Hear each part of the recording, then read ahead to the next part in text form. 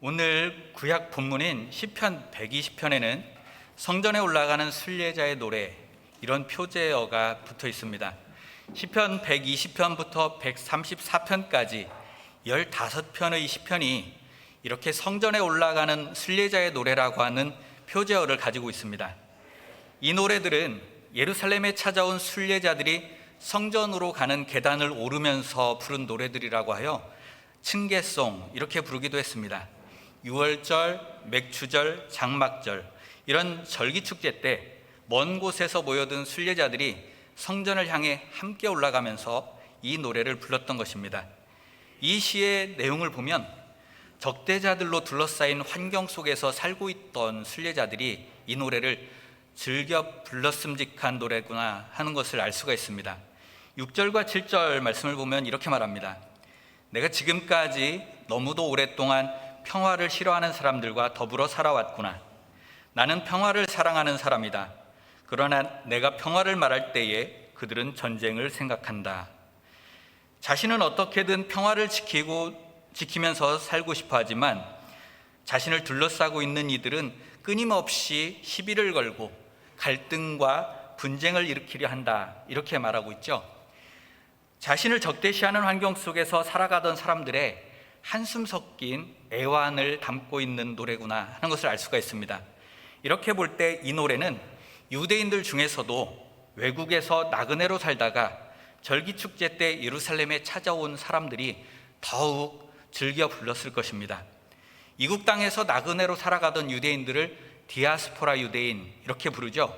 디아스포라 유대인들은 이국 땅 다른 민족들 속에서 살아가면서도 할례를 행한다, 안식일을 지킨다, 이방인들과 한 상에서 밥을 먹지 않는다, 이방인과는 악수를 하거나 그의 집에 들어가지도 않는다, 돼지고기 같은 부정한 음식은 먹지 않는다 하는 등등의 유대인 특유의 생활 방식을 아주 강하게 지키면서 살았습니다. 그런 유대인들을 바라보는 주변 사람들의 마음은 참 고가웠을 것입니다. 아마도 유난을 떤다, 교만하다 하는 이런 등등의 평가로부터 시작해서 때로는 아주 노골적으로 적대감을 표출하기도 했을 것입니다.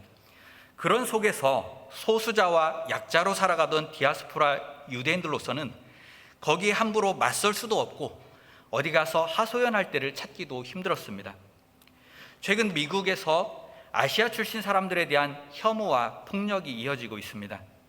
지금 미국에서 아시아인으로 살아가는 이들은 너무나도 불안하고 걱정되는 나날을 보내고 있을 것입니다. 어느 사회에서든지 소수자와 약자가 되어서 살아간다고 하는 것이 그런 것입니다.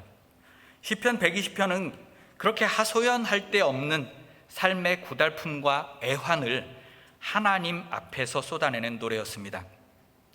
그런데 힘겨운 인생사에 대한 신세한탄이나 넋두리나 푸념에 그치기 쉬운 그 깊은 한숨을 하나님 앞에서 토해내다 보니 그것이 주님을 향한 기도가 되었고 주님을 향한 찬양이 된 것입니다.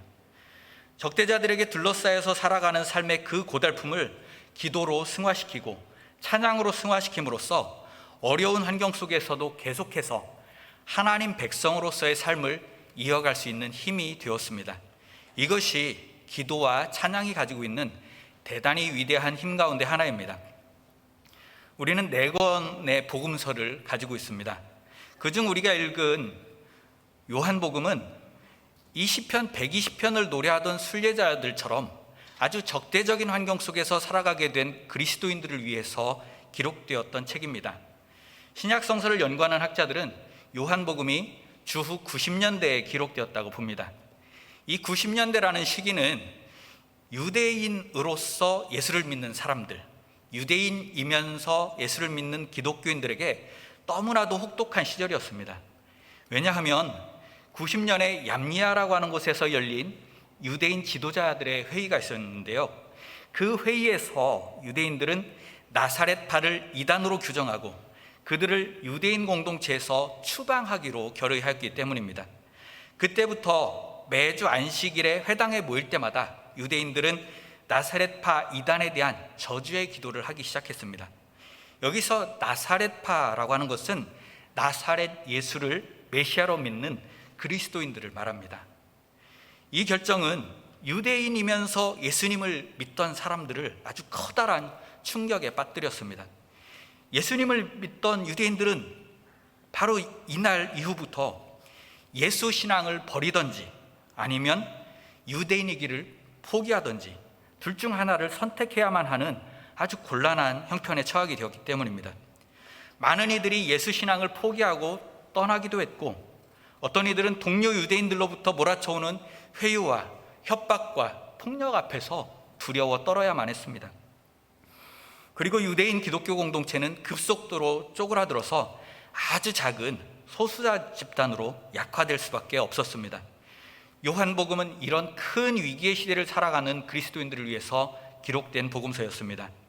소수화되어서 지극히 적대적인 환경 속에서 그리스도인으로 살아가기 위해서 눈물 흘리고 있던 사람들, 두려움에 떨고 있던 사람들, 갈등하면서 의심하던 사람들, 그리고 견디지 못하고 유대인의 삶으로 돌아가 버린 사람들, 그런 사람들을 향해서 다시 한번 예수가 그리스도시요 하나님의 아들이심을 증언하기 위해서 기록된 책이 바로 요한복음입니다. 요한복음의 부활 이야기를 보면 부활하신 예수님은 막달라 마리아에게 한 번, 그리고 제자들에게 3번, 이렇게 해서 총 4번 자신을 드러내셨습니다. 부활하신 예수님이 처음 만나주신 사람은 예수님의 시신에 향유를 바르러 갔다가 그 시신이 사라진 것을 보고 울고 있던 막달라 마리아였습니다. 두 번째는 유대인들이 무서워서 문을 모두 다 걸어 닫고 두려움에 숨죽이고 있는 제자들이었습니다. 세 번째는 예수님이 부활하셨다는 소식을 전해 듣고 믿지 못하겠다면서 의심하고 있던 도마입니다. 그리고 마지막 4번째는 갈릴리 바닷가 고향 마을로 돌아가서 고기를 잡고 있던 제자들입니다. 여기서 고향으로 돌아가서 고기를 잡는다는 것은 지금까지 이어왔던 예수 운동을 포기하고 이전 유대인의 삶으로 되돌아갔음을 은유적으로 표현해주고 있는 것입니다. 이렇게 보면 요한복음에서 부활하신 예수님이 찾아가서 만나주신 사람들은 어떤 사람들입니까? 고통과 슬픔에 울고 있는 사람, 두려움에 떨고 있는 사람, 갈등하면서 의심에 빠져든 사람, 옛 삶으로 돌아가 버린 사람. 요한복음은 부활하신 예수님이 그런 사람들을 찾아가서 위로해 주시고 평안을 주시고 확신을 주시고 그리고 다시 회복시키셨다고 말하고 있는 것입니다. 주후 90년대 그 험난한 시대를 살아가던 유대인 출신 그리스도인들을 향해서 바로 당신과 같은 사람들에게 부활의 주님께서 함께 하십니다. 이렇게 말해준 것입니다. 오늘 우리가 읽은 말씀은 그 가운데 4번째, 옛 삶으로 돌아가 버린 베드로와 제자들을 찾아가신 이야기죠. 그 이야기를 조금 더 들여다보겠습니다. 예수 운동을 버려두고 떠나간 제자들, 예수 신앙을 포기하고 유대인의 길을 선택한 사람들, 그 사람들에게 부활의 주님이 찾아가셨다는 겁니다. 이 장면을 우리가 상상해 보기가 참 쉽지가 않습니다. 이제 끝이다 이렇게 생각하고 예수님을 버리고 떠나왔는데 그 예수님이 찾아오신 겁니다. 이게 참 뭐라고 말을 할 수가 없는 장면입니다. 그래서 제자들 중 그 어느 누구 하나 어떤 말 한마디도 하는 사람이 없습니다. 예수님도 가타부타 뭐라 말을 하시지 않습니다. 와서 아침 먹어라, 밥 먹자, 그 말입니다. 잘못을 따지는 훈계 한마디도 없고 변명이라도 늘어보라고 타박하지도 않습니다. 그냥 밥 먹자 이렇게 말씀하십니다. 이때 예수님을 앞에 둔 베드로와 제자들의 심경은 어땠을까요? 대단히 착잡하였을 것입니다. 지나간 일들이 한 올 한 올 선명하게 떠올랐겠죠? 예수님과 함께 하나님 나라의 큰 일을 하고 있다는 자긍심으로 가득 차 있었던 날도 있었습니다. 주님을 위해서라면 목숨이라도 바치겠다 호언장담할 때도 있었지만 그 호언장담은 간대 없이 예수님을 병정들 손에 내던지고 내빼버렸던 일도 있습니다. 예수를 모른다고 3번이나 부인하면서 겨우겨우 목숨을 구걸했던 일도 있습니다. 마지막 숨을 거두신 그 순간 곁을 지켜드리지 못했었던 그 마음 아픔도 떠올랐을 것입니다. 앞서서 부활하신 주님을 두 번이나 만나고서도 고향으로 돌아와 버린 일, 이것도 그들의 마음을 무척 어둡게 하고 있었을 것입니다. 그 하나하나가 주마등처럼 지나가면서 온갖 감정들이 얽혀들었을 것입니다. 그 부끄러움, 창피함, 미안함, 실패해버린 스스로에 대한 실망감과 자책과 분노, 버리고 떠나온 일을 지금 앞에 얼굴로 대하고 있다고 하는 이 불편함, 그래도 이렇게라도 다시 만난 것에 대한 반가움, 아무 탓하지 않고 안아주시는 데 대한 고마움과 안도감, 앞으로 어찌 될 것인가 하는 불안감 혹은 기대감, 엉켜버린 실타래처럼 복잡 다단한 마음줄기들이 고요한 정적이 되어서 흐르고 있었습니다. 그때 예수님의 음성이 들려옵니다. 요한의 아들 시몬아, 네가 나를 사랑하느냐? 그 한마디의 물음이 복잡하게 뒤엉켜 있던 마음줄기들을 단번에 해치고 베드로 마음의 심연, 그 맨 밑바닥에 들어와서 꽂힙니다. 네가 나를 사랑하느냐? 그 한마디의 질문이 가슴판 한가운데 꽂히는 그 순간, 그토록 복잡하게 뒤얽혀져 있었던 감정의 줄기들은 한순간에 다 풀어져 버립니다. 그리고 단 하나의 진실만이 명료하게 떠오릅니다. 내가 주님을 사랑합니다. 예, 주님, 내가 주님을 사랑합니다. 주님께서도 아시듯이. 그래? 그렇다면 내 양떼를 좀 먹이렴. 예수님과 베드로 사이의 이 대화는 3번에 걸쳐 반복됩니다. 예수님이 찾아오신 장면부터 시작하여 예수님과 베드로 사이에 3번에 걸쳐 반복되는 이 대화를 감싸고 도는 정서가 있습니다. 그게 뭐냐 하면 미안해하는 마음, 미안해하는 마음입니다.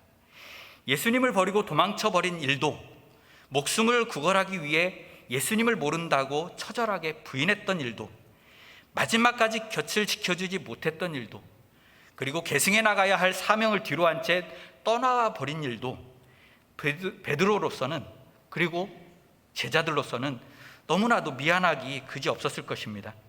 너무도 죄송하여 차마 잘못했다고 용서해달라고 빌 면목조차 없었던 것입니다. 바닷가에 찾아오신 예수님 앞에 맨 먼저 뛰어나갔지만 말 한마디 건네지 못하고 있는 침묵이, 베드로의 그 침묵이 바로 그 미안한 마음, 그 죄송한 마음을 드러내주고 있습니다. 그리고 내가 나를 사랑하느냐 하는 예수님의 물음은 그런 베드로의 그 미안해하는 마음, 그 죄송해하는 마음을 예수님께서 알아주시고 풀어주시는 것이었습니다. 저는 여전히 주님을 사랑합니다. 이 한마디의 대답을 할 수 있도록, 그 대답과 함께 미안해하는 그 마음을 훌훌 털어낼 수 있도록 주님께서 물어봐 주신 것입니다. 이어서 내 어린 양떼를 먹여라 하시는 예수님의 대답 속에는 또 다른 차원의 미안해하는 마음이 흐릅니다. 마태복음에 보면 하늘과 땅의 모든 권세를 나에게 주셨으니 너희는 가서 모든 민족들을 제자로 삼아라, 이런 명령으로 예수님께서 사명을 맡기시죠. 그와 달리 내 어린 양떼를 먹여라 하시는 이 요한복음의 말씀은 아주 조심스럽게 부탁하는 어조입니다. 네가 나를 사랑한다면, 그렇다면 내 어린 양떼를 좀 먹여주지 않겠니? 하는 정도의 어조입니다. 예수님조차도 죽음으로 삼켜버린 세상에 다시 한번 맞서 보라고 시키는 것이 미안하고, 이미 처절하게 실패의 쓴맛을 보고 그 상처를 고스란히 안고 낙향해 있는 제자에게 다시 한번 책임을 떠맡긴다는 것이 미안하고, 십자가에 거꾸로 매달리는 것과 같은 가시밭기름이 뻔한 그 길을 걸어가라고 등을 떠밀기가 영 미안했던 것입니다. 이렇게 예수님과 베드로 사이의 만남과 대화 속에는 미안해하는 마음, 죄송해하는 마음, 그리고 미안해하는 그 마음을 알아주고 풀어주시는 예수님의 마음, 그리고 다시 거기에 미안한 마음을 얹어서 제자에게 당부하는 예수님의 마음, 이런 미안해하는 마음의 정서가 그 안에 흐르고 있습니다. 그리고 그 속에서 배신에 대한 용서, 상처에 대한 치유, 그리고 새로운 사명회로의 회복이 차례로 흘러갑니다. 주님께서 베드로에게 내 양떼를 먹여라 그러시죠. 여기서 주님의 양떼를 먹인다는 것은 무엇을 말하는 것일까요? 오늘날의 우리라면 목회를 하라고 말씀하시는구나, 목사가 되라고 말씀하시는구나, 이런 말로 알아듣기 쉽겠지만 그 당시에 오늘날과 같은 목회 제도가 있었을 리가 없죠. 이와 관련해서 잠시 생각해 볼 것이 있습니다. 요한복음 13장 34절을 보면 예수님은 너희에게 새 계명을 준다, 새 계명을 준다 하시면서 사랑의 계명을 주십니다. 마태복음과 누가복음에서는 예수님이 내 이웃을 내 몸과 같이 사랑하여라, 원수까지도 사랑하여라, 이렇게 가르치는 사랑의 계명을 가르치셨다고 기록하고 있습니다. 그와 달리 요한복음에서 예수님은 새 계명이라고 하는 이름으로 서로 사랑하여라, 내가 너희를 사랑한 것 같이 너희도 서로 사랑하여라, 이렇게 사랑의 계명을 가르치십니다. 내 이웃을 사랑하여라 혹은 원수까지도 사랑하여라 하는 것이나 서로 사랑하여라 하는 것이나 사랑하라고 가르친다는 점에서는 다를 것이 없습니다. 그러나 이웃사랑이나 원수사랑이라는 가르침은 예수를 믿는 사람이나 믿지 않는 사람이나 가리지 않는 사랑이죠. 그렇게 가리지 않는 사랑인데 반해서 서로 사랑이라고 하는 이 가르침은 예수 믿는 사람들끼리, 너희들끼리 서로 아껴주고 보살펴 주어라, 이런 가르침입니다. 사랑을 실천해야 하는 범위가 굉장히 좁혀져 있습니다. 요한복음에서는 왜 이렇게 속이 좁은 사랑을 가르쳤을까요? 그것은 요한복음을 읽는 사람들의 형편이 그러하였기 때문입니다. 앞서 말씀드렸다시피 요한복음은 유대인 공동체로부터 이단으로 정죄당하고 저주의 대상으로 추방당한 사람들, 그 아픔과 슬픔과 두려움 속에서 쪼그라져가는 공동체를 위해서 쓰여진 복음서입니다. 그들은 지금 이웃사랑도 원수사랑도 생각할 겨를이 없습니다. 당장 눈앞의 위협 앞에서 공동체가 살아남을 수 있을지조차도 불투명한 상황인 것이죠. 그런 그들에게 필요한 사랑은 원수사랑도 이웃사랑도 아닌 서로 사랑이었던 것입니다. 어렵고 힘든 상황이니만큼 신앙의 가족들끼리 더 사랑하면서 이 어려움을 이겨내라, 이런 말씀이죠.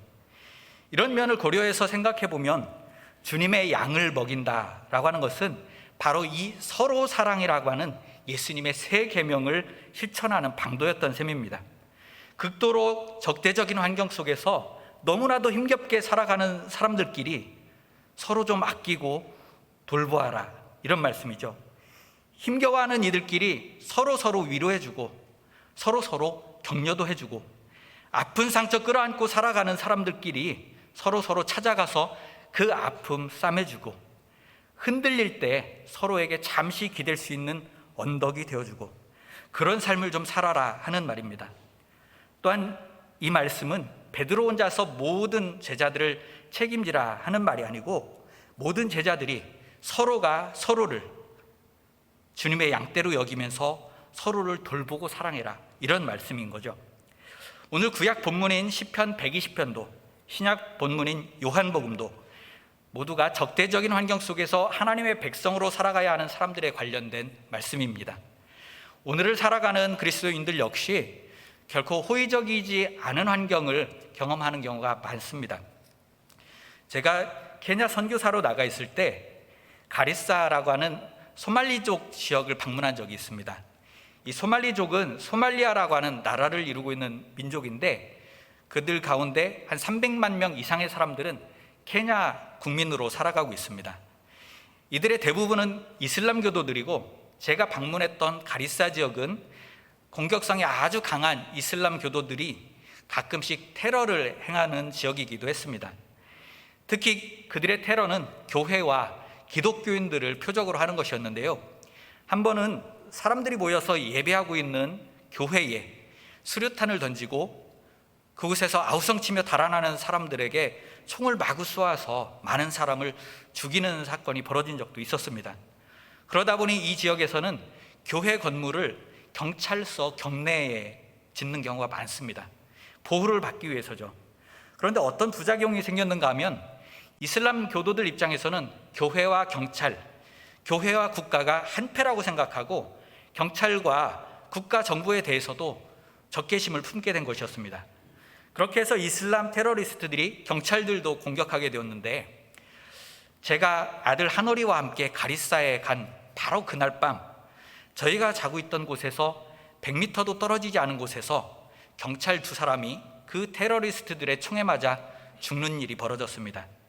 그 일이 발단이 되어서 경찰이 테러리스트들을 색출하기 위해서 수색하다가 시장을 불태우는 사건이 발생했고, 또다시 그에 대한 보복으로 이 가리사 지역의 기독교 지도자들을 암살하는 이 이슬람 테러리스트들의 보복이 일어나서 이런 악순환이 계속 이어지는 그런 상황이 만들어졌습니다. 이런 환경 속에서 살아가는 기독교인들이라고 한다면 하루하루를 긴장과 불안을 떨치면서 살 수가 없겠죠. 한국에서도 예전에는 예수를 믿기 위해서는 많은 박해나 핍박을 이겨내야 하는 시대가 있었습니다. 그런데 요즘 상황을 생각을 해보면 우리 한국 사회에서 기독교인으로 살아가려고 한다면 상당한 정도의 창피함, 부끄러움을 무릅써야만 하는 상황이 되어 있습니다. 젊은이들의 경우 신앙과 과학 사이를 혼동하는 일부 기독교인들로 인해서 그리스도인들은 과학을 부정하는 미개한 사람들이라고 조롱을 당하기도 합니다.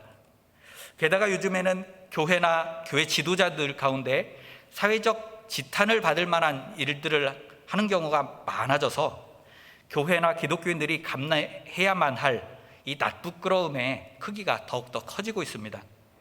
이런 낯부끄러움의 문제는 어른들보다도 특히 우리 다음 세대들에게 더 큰 짐이 될 수밖에 없습니다. 이런 상황을 단박에 역전시킬 수 있는 비법 같은 것은 없습니다. 이제 우리는 이런 시대를 견뎌내야 하고, 견뎌내면서 그 부끄러운 면모들을 조금씩 씻어 나가야만 할 것입니다. 우리는 어떤 길을 찾을 수 있을까요? 오늘 구약 말씀은 적대적인 삶의 환경에서 겪는 애환들을 하나님 앞에서 토로하는 기도와 찬양으로 승화시키는 길을 보여주었습니다. 우리 역시 이러한 기도와 찬양으로부터 힘든 시기를 견뎌나가는 데 필요한 큰 힘을 얻을 수 있을 것입니다.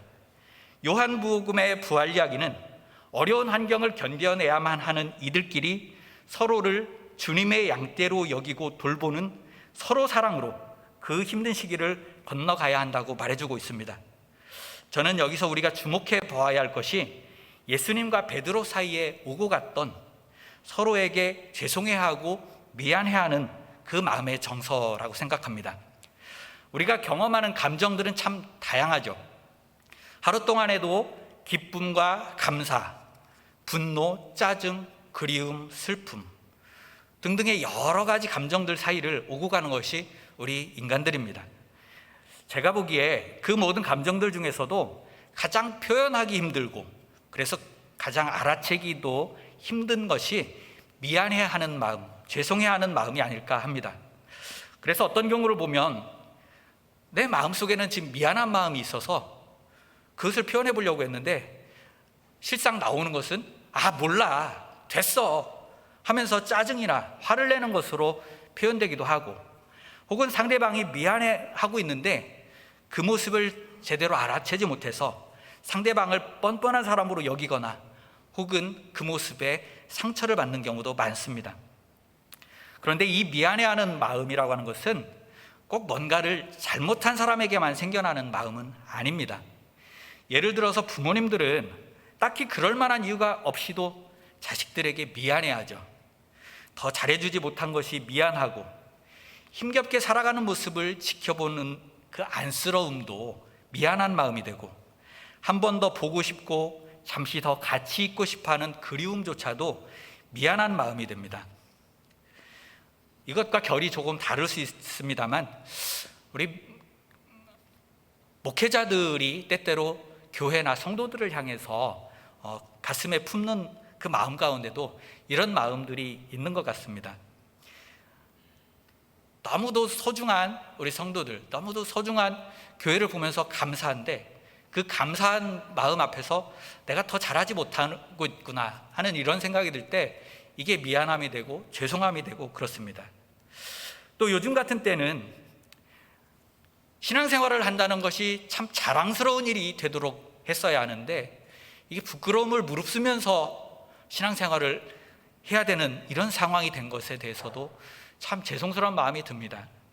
예전에 고등부 수련회에 가서 특강을 한 적이 있었는데요, 우리 이 청소년 친구들을 바라보니 이 친구들이 살아가게 될, 성년이 되어서 살아가게 될 그 삶 속에서는 예수 믿는 사람으로 살아간다는 것이 정말 그 창피함을 무릅쓰고 살아가야 할 것인데 이들에게 이런 신앙생활의 환경을 남겨준 것이 정말 미안하구나 싶어서 그들 앞에서 미안하다고, 죄송하다고 사죄를 한 적도 있었습니다. 제가 이 목회를 해나가면서 잃어버리지 않고 끝까지 지켜나가고 싶은 마음 가운데 하나가 이렇게 미안해하는 마음이기도 합니다. 그런데 특히 부모님들이 가슴에 자주 품으시곤 하는 그 미안함은 예수님의 마음을 닮은 미안함이죠. 예수님이 베드로와 제자들에게 보여주셨던 것처럼 이 미안한 마음은 생명을 살리는 미안함이 됩니다. 왜냐하면 그 안에서 용서가 이루어지고 그 안에서 치유가 이루어지고 그 안에서 관계의 회복이 이루어지는 그런 미안함이기 때문이죠. 미안해하는 마음, 죄송해하는 마음에는 그런 생명을 살리는 힘이 있습니다. 그렇기에 미안해하는 마음, 죄송해하는 마음은 중요한 신앙적 영성 중 하나라고 할 수가 있습니다. 우리가 이런 미안해하는 마음에 조금 더 민감한 사람들이 되어보면 어떨까요? 서로를 안쓰럽게 여기면서 미안해하고 죄송해하는 마음을 기르고 서로의 미안해하는 그 마음을 읽어내고 풀어줄 줄 알게 된다면, 그렇게 해서 미안해하는 마음의 영성, 죄송함의 영성을 길러나간다면 우리는 분명히 서로를 주님의 양떼로 여기고 서로 사랑하면서 이 어려움의 시기를 견뎌낼 수 있는 힘을 얻을 수가 있을 것입니다. 그것이 우리에게 한국교회의 앞날에 놓여있는 거친 세파를 견뎌내고 넘어설 수 있는 힘이 될 것입니다. 그리고 교회 밖을 향해서도 그 미안해하는 마음을 품고 죄송해하는 마음을 품고 우리에게 미안해하는 사람들이 있다면 그들의 마음을 알아주고 또 그것을 풀어주려고 노력한다면 우리를 덮고 있는, 이 시대를 덮고 있는 이 나쁘끄러움의 상황을 조금씩 벗겨낼 수 있지 않을까요? 우리에게 미안해하는 마음의 영성, 죄송함의 영성이 필요한 때입니다. 우리 모두 그 미안해하는 마음의 영성을 가지고 시대의 부끄러움을 씻어나가는 그리스도의 일꾼들 되시기를 주의 이름으로 축원합니다. 아멘. 주님, 저희 안에 예수님의 마음을 주시옵소서. 서로에게 미안해야 할 줄 아는 진실함, 서로의 미안해하는 마음을 읽을 줄 아는 지혜, 미안해하는 그 마음을 풀어줄 줄 아는 아량으로 이 시대를 살아낼 수 있도록 말씀과 성령으로 인도하여 주시옵소서. 예수님 이름으로 기도합니다. 아멘.